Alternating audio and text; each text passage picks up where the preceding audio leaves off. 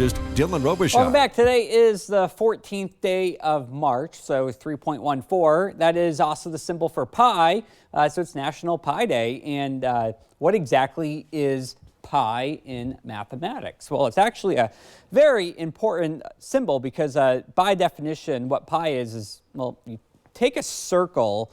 Pi is the ratio of the circumference to the diameter. And so if you take the ratio over the diameter, the circumference over the diameter, you get 3.1459, and that number goes on infinitely. So that's a very important number here in math, especially if you're calculating anything that has to do with a circle. So thought that was pretty cool.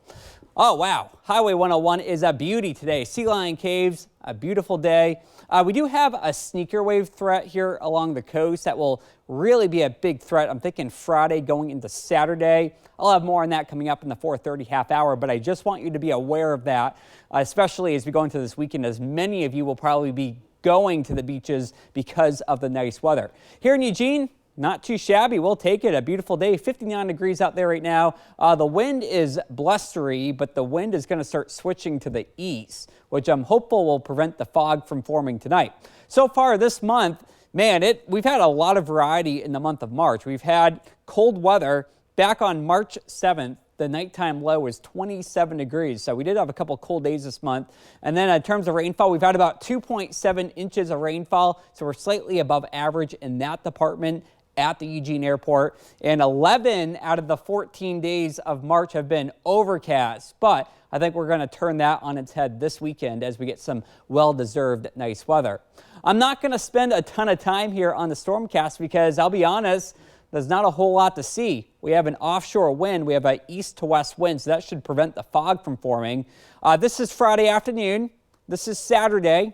This is Saturday afternoon, and nothing really changes. So, and that's all because we have that east wind. Again, downsloping winds tend to suppress fog development. I'm not saying there won't be any fog whatsoever this weekend. It's just highly unlikely as we have that east to west wind.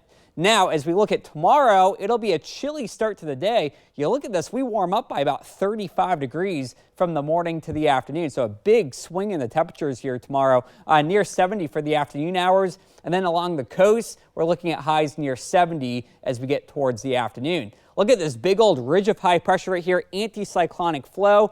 This will keep us nice and warm through the weekend and into next week. And then late next week, I'm not necessarily tracking any big weather makers, but we do have a very strong jet stream, a very strong return of a north flow. And so that does mean that clouds do return for next week is what we typically see with a north wind or an onshore wind. 7-day forecast keeps us dry right on through Sunday. Next week, as I just promised, we do get some of those low clouds that return. Temperatures stay pretty decent for Tuesday and Wednesday. It'll be a nice weekend if you're traveling up to the mountain passes. Quiet weather, benign weather right through next week. And as we pause it here in the valley, we're looking at temps here around 70 Saturday and Sunday. Looks like a pretty nice first day of spring. All right, Dylan, thank you. But in case you missed it, March 14th, that's today, is Pi Day. We checked in with some local math whiz kids to learn more about how they celebrate 3.14. We'll be right back.